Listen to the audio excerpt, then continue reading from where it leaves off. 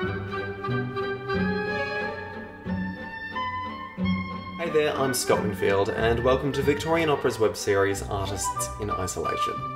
On this episode, we are delighted to be joined by five-time ARIA award-winning singer-songwriter Katie Noonan. Before we start, I just wanted to acknowledge that I'm coming to you from Gubbi Gubbi country on the Sunshine Coast, and I'd like to pay my respects to their elders past, present and emerging. Yeah. Thank you very much, Katie, and thank you so much for joining us. Tell us about what life has been like at home in 2020. So, life started beautifully this year. I just finished 4 of the most stressful years of my life. Incredibly awesome, but incredibly stressful. So, I was the youngest and first ever artistic director of the Queensland Music Festival, which is actually the largest music festival in the world in terms of landmass. So we had, oh man, I can't even remember, but hundreds of events over 40 locations across Queensland in the month of July biennially. So that was an amazing journey. I'm a fiercely proud Queensland artist, like your artistic director. Indeed. And half the members of Plexus as well. And the composer of my piece as well. So that was a wonderful opportunity to really celebrate Queensland artists, and I think we're almost over our cultural cringe. I think Australia has a overall cultural cringe where we think people from overseas are better, but Queenslanders have it even worse. And in fact, when I'm in Melbourne, everyone always says, "Where do you live in Sydney?" And when I'm in Sydney, everyone always says, "Where do you live in Melbourne?" And yeah, so anyway, celebrating Queensland stories, and also as the festival director and then also the music director of the opening and closing ceremonies of the Commonwealth Games, which was hectic. An enormous honour. Enormous honour. Couldn't pay me enough to do it again. No, I'm joking. It was extraordinarily intense.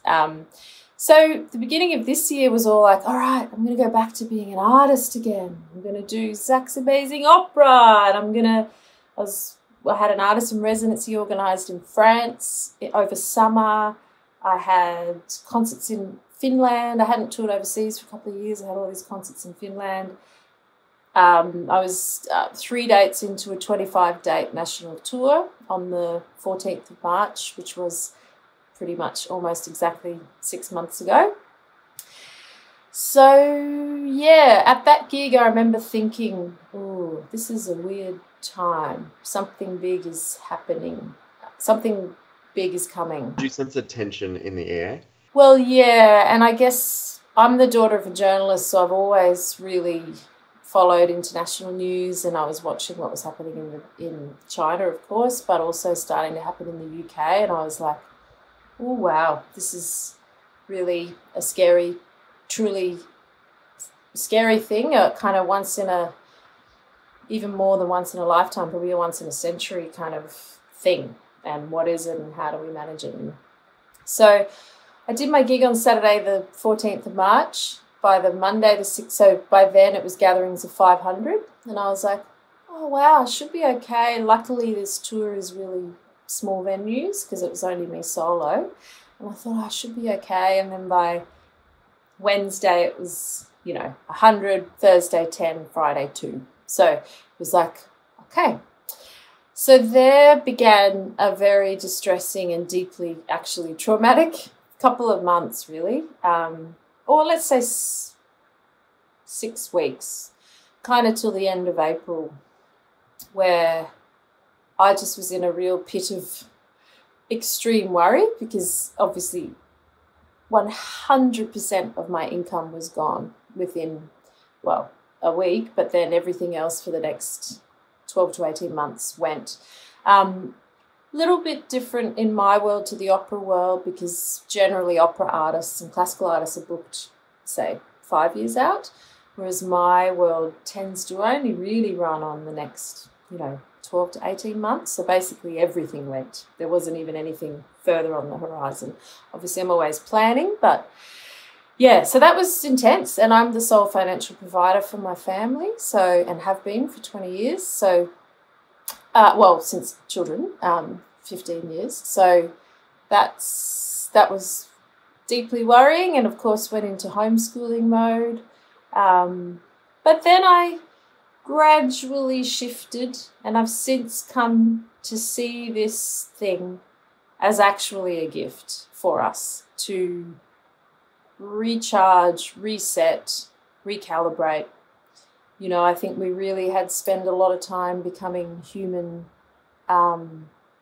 doings rather than human beings.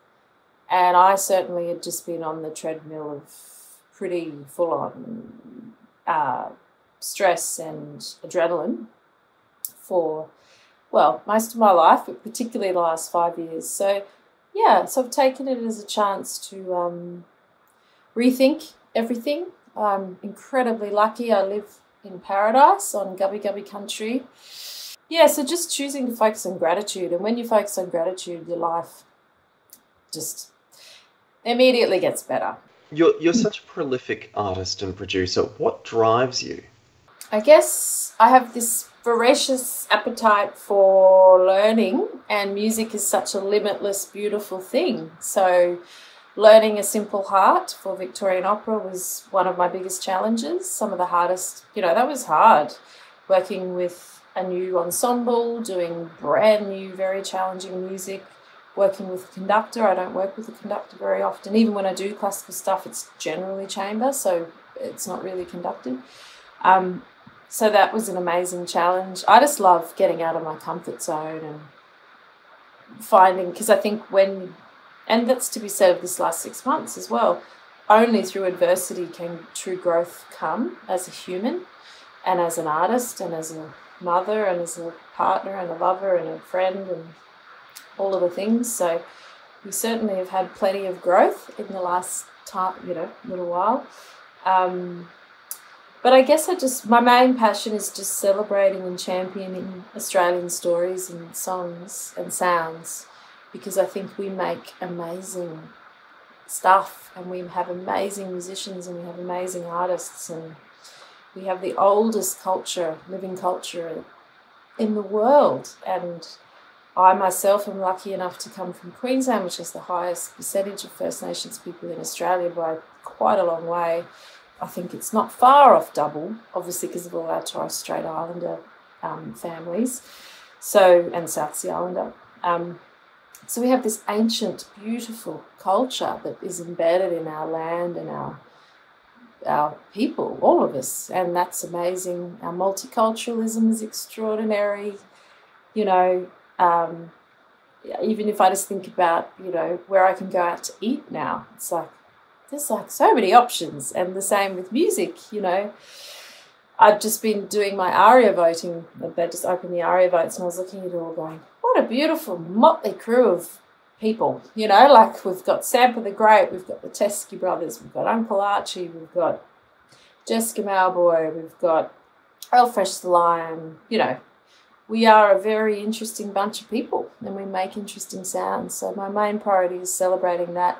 Very passionate about mentoring young people, and very passionate about focusing on female artists, because, there are a lot of us, and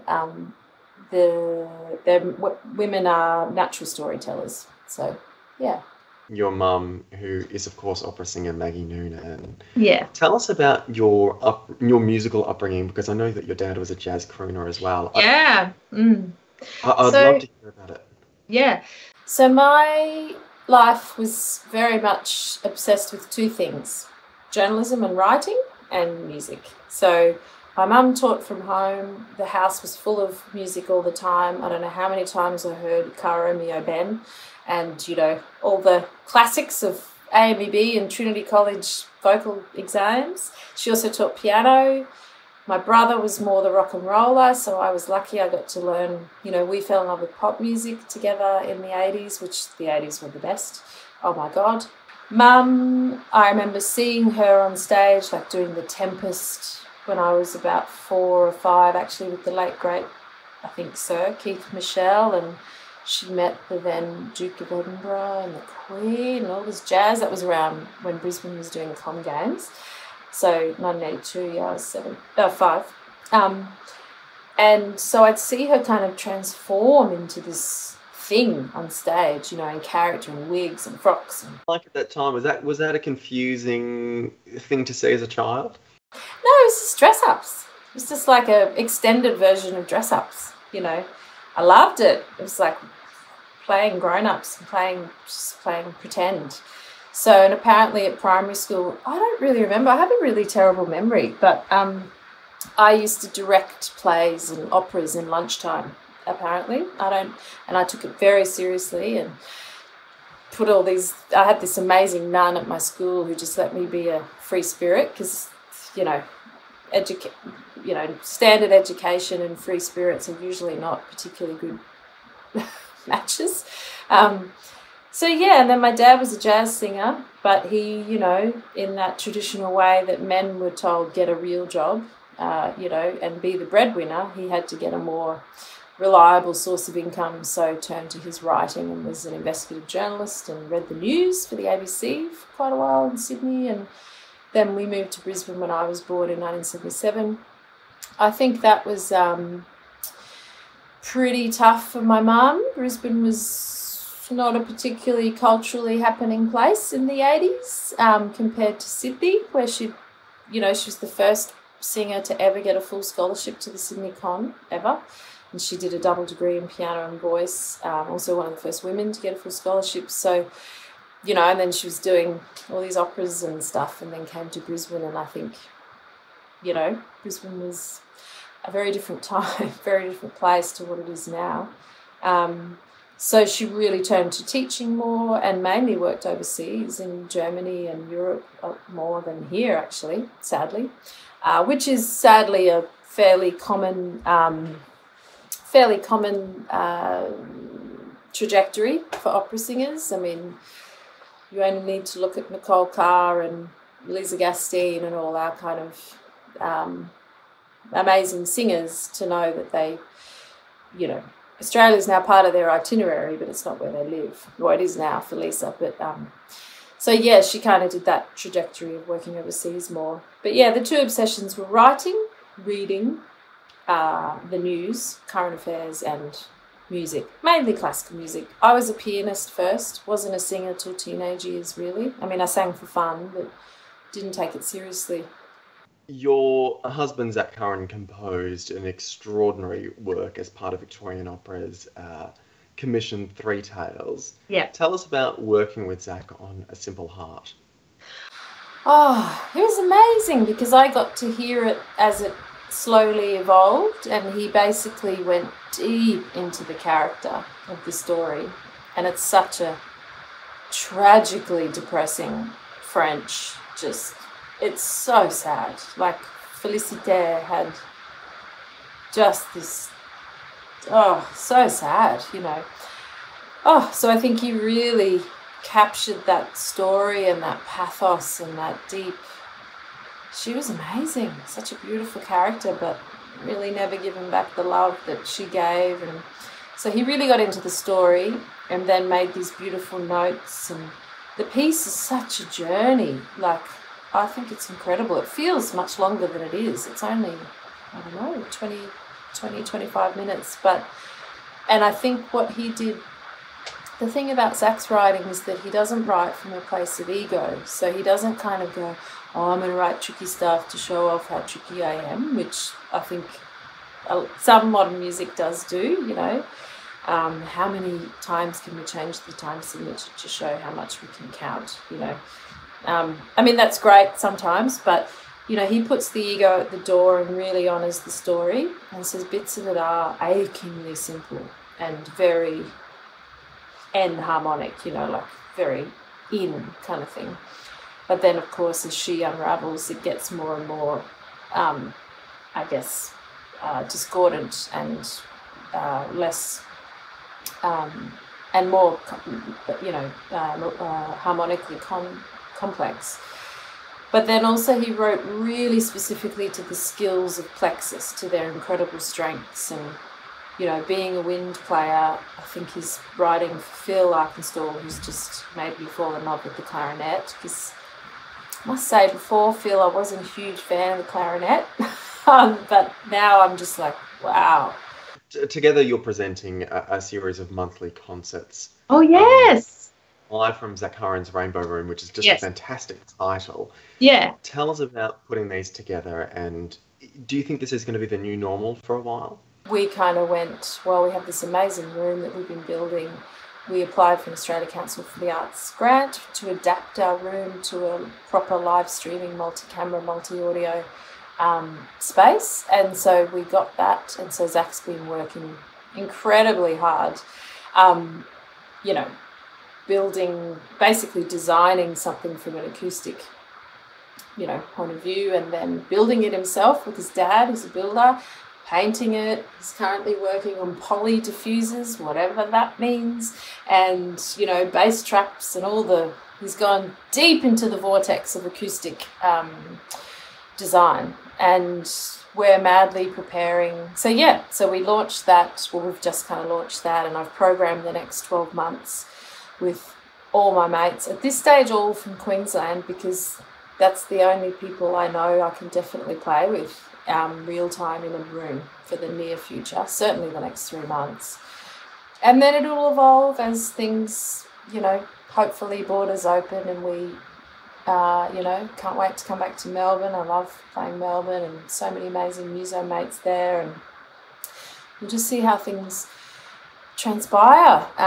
But yeah, live streaming really is the only way that we can definitely make stuff, and it's a tangible way that people can support artists that they want to support. Away from technology and away from music, what joys have you found at home over the past couple of months?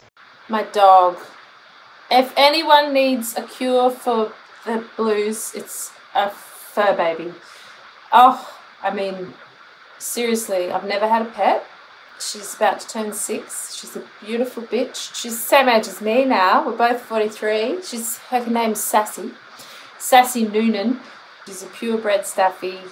She's amazing. And, you know, dogs really are kind of sentient beings, and they pick up on everything. And she's been such a source of comfort to us all. Just cuddles and, you know, running around and sitting outside in the sun for 10 minutes and reading a book. And dogs have got it sorted. They're so in the moment. They're just there to be with you and feel things and eat and sleep, which has been what a lot of people have been doing the last 6 months. So yeah, dogs and nature. So allowing myself the time to go for an hour and a half beach walk and not look at my clock. That's unheard of for me. Like, every hour has been so scheduled, particularly the last 5 years, that is just bonkers, thinking I could give myself that time, and realising that's crazy.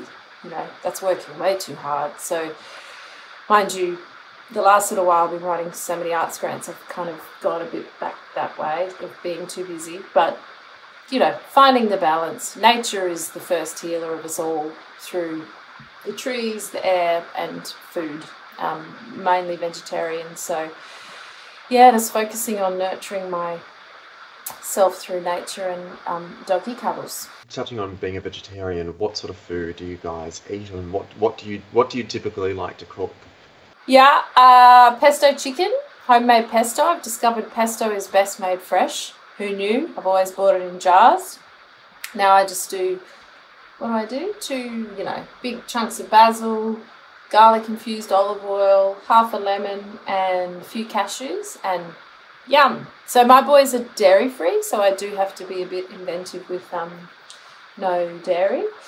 Yeah, cooking. I've been enjoying cooking as well, loving my family through the gift of cooking and eating. And my boy Dexter's an amazing chef though, so generally my cooking doesn't cut the mustard with him. He's like, thanks Mum, I think I'll cook for myself.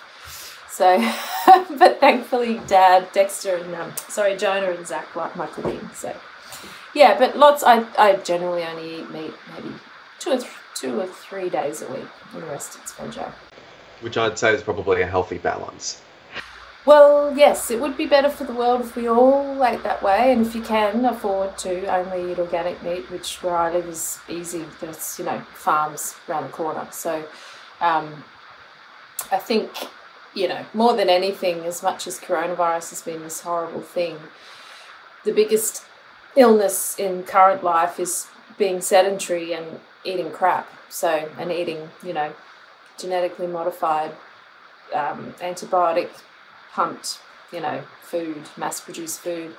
I think if we could go back to supporting the butcher, the baker, the candlestick maker and the local greengrocer, you know, buying local and buying fresh is, if we could just go back to that community living a bit more, which I think is happening more in these times. Completely agree with you, and I do feel like the shift, particularly the shift that 2020 has guided as well, has delivered us back to a much more community on a very, very local scale focus. What has 2020 given you renewed gratitude for? Gratitude for my family, grateful that my beautiful 87-year-old dad is still alive. Obviously, we didn't see him for months because of his, you know, age and immunity. I'm grateful for my mum, that she's such an incredible carer for him. She's much younger, and that he has her in her life. Really reconnected with my brother.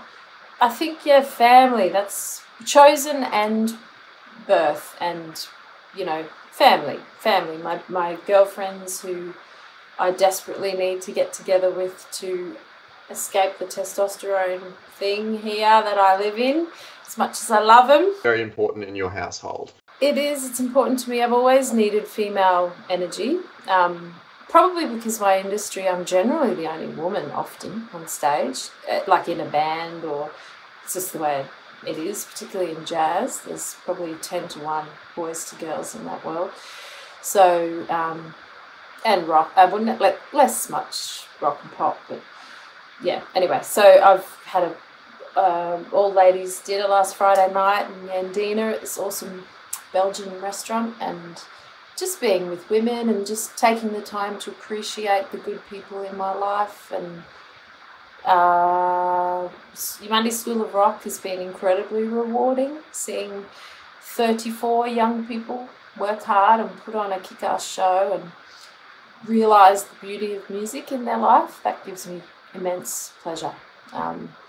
So yeah, keeping it simple, becoming Sally the Sloth, one of my career highlights. Becoming a 9-foot blue furry sloth. That was amazing. You touched on earlier about sort of working outside your comfort zone. Tell us about that experience. Well, that was peak outside comfort zone. It was so fun, so bonkers, so fun. Like, basically, again, like getting out of my comfort zone. They actually asked me to do it last year. I couldn't do it. I was too busy. When they came back this year, they really said, you know, we want to have, you know, trained singers, and when it's basically going to be all trained singers, which as far as I can tell it is, other than the first two. And, you know, Philippoussis did a good George Michael. I was happy with, I thought he sounded great. He sings much better than I play tennis anyway. But yeah, chance to just sing super pop, chance to try to disguise my voice, chance to sing songs by Lizzo, who is like the best, and Whitney Houston, who's my queen. Like, yeah, I would have loved to have gone further. I was to be honest, I was a bit disappointed, but it's not only because I was having so much fun. That's the only reason. But obviously I'm so grateful I got out, because then if I had stayed on and been not a Melbourne person, I would have been in 2 weeks quarantine in Melbourne and then 2 weeks quarantine in Brisbane, which honestly would have not been good. It was so wonderful, you know, for you to be able to share your extraordinary voice once again, as you did on The Masked Singer. Can I ask two, and in so many other platforms that you do on a regular basis, can I ask 2 questions about it? Did you get to choose to be a sloth? And do you pre-record your vocals before you go out and perform? So, I didn't get to choose to be a sloth, but what I did say is I want a costume that totally envelops and engulfs my body. You know how Ursula's always saying, I'm looking for the thigh gap. I want to see what the gap between their thighs. So I didn't want her to see that I actually have no thigh gap. My thighs have a lovely, warm close relationship. I wanted a thing that totally disguised my figure because I'm a curvy mama, and there's only a handful of us, to be honest. Like, you know, I was like, well, if they see that, because when I saw Kate Sobrano do it last year, you could see her body, and I was like, oh, that's a kind of slightly curvy lady. And then when I heard her, I was like, it's obviously Kate Sobrano, but I can hear it because I'm a muso. My favourite guesses are Dave Hughes. I love it how he just picks. I was apparently a captain of a netball team, which is amazing.